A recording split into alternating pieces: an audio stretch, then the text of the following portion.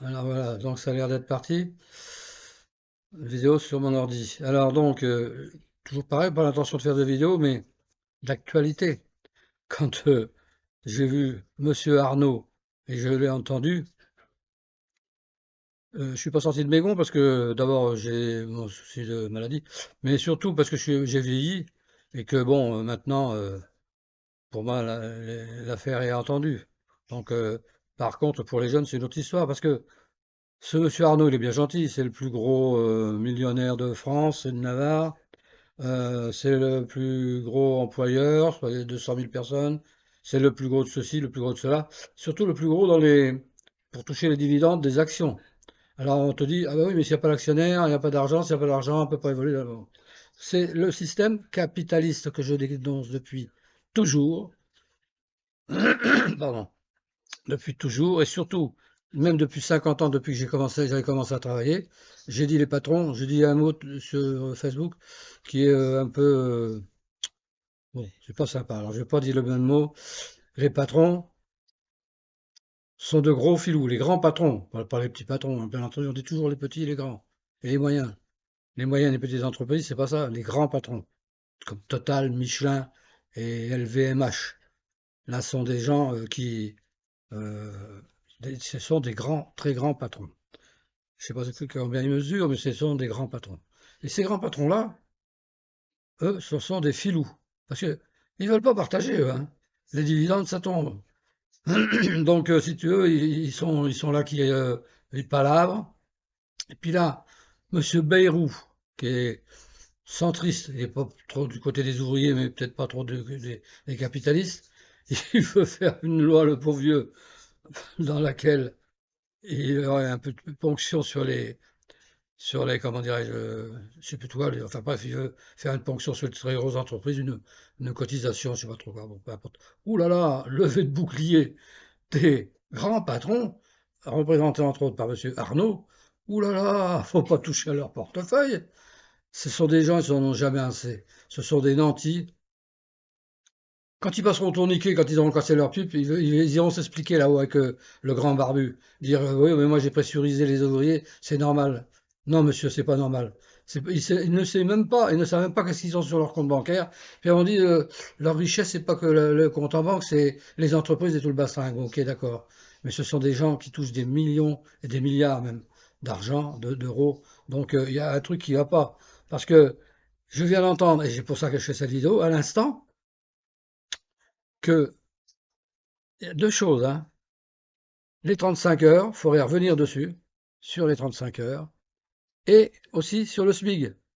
Il est trop élevé. Il est trop élevé le SMIG. C'est n'importe quoi. Alors on nous compare toujours avec d'autres pays, on serait le 24e pays au niveau du travail sur 27. Enfin, on n'est pas bon, on est mauvais, quoi. Seulement, ce qui se passe, c'est que ces gens-là, ils veulent revenir sur les 35 heures, mais ils vont revenir aussi sur les congés.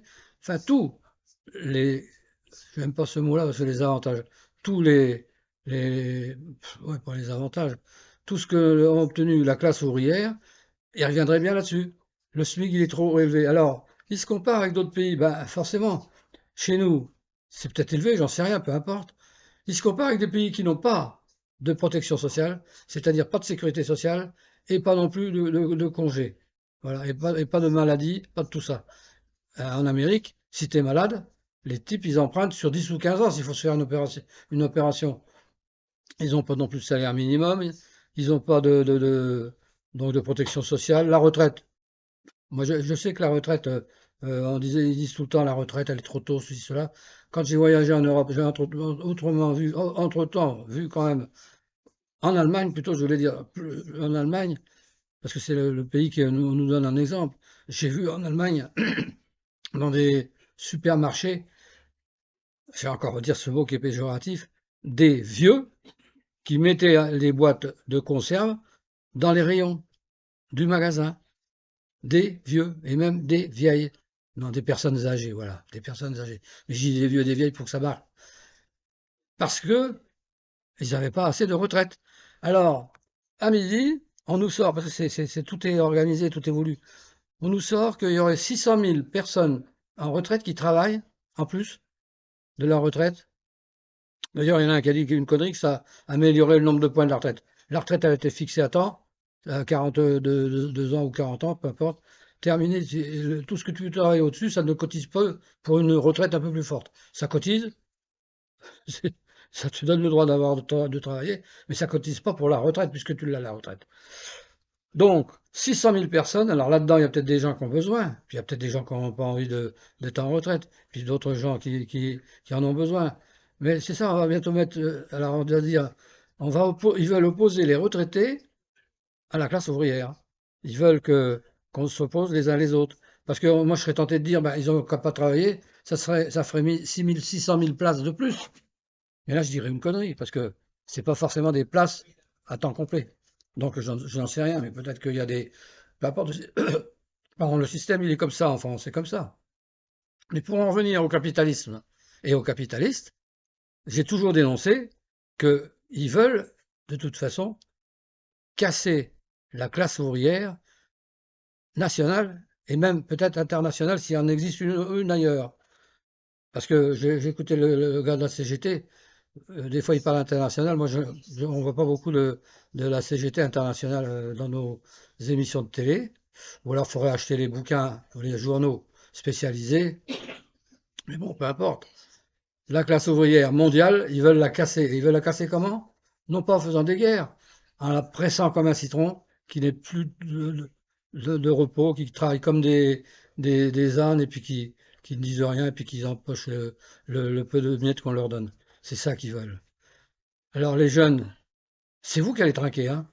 Moi, pour moi, les carottes sont cuites, hein. Mais c'est vous qui allez trinquer.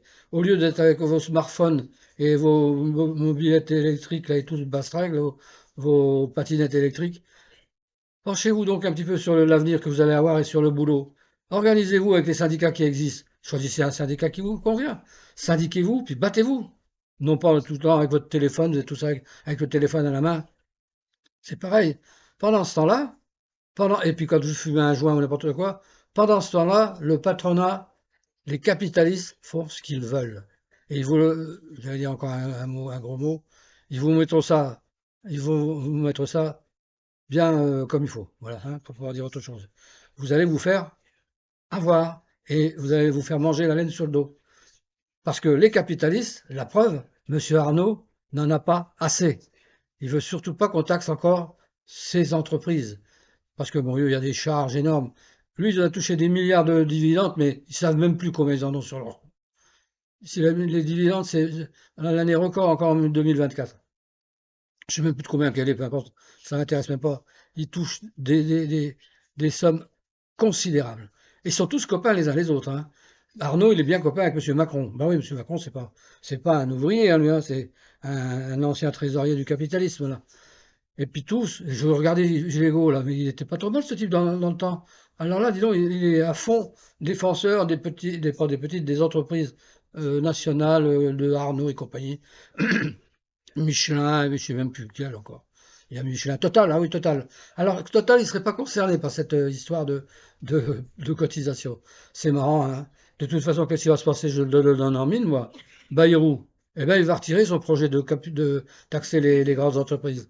Parce que sinon, il l'aura dans le baba aussi, celui-là. Donc voilà où c'est qu'on en est. Pardon. Les patrons, les gros patrons, quand je dis tout le temps les gros, ne sont pas assez gros. Ils veulent grossir encore et encore et toujours.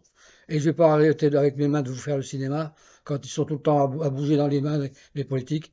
On va l'avoir dans le baba si ça continue. Enfin, vous allez l'avoir les jeunes dans le baba si ça continue. Ciao, bon week et à plus tard.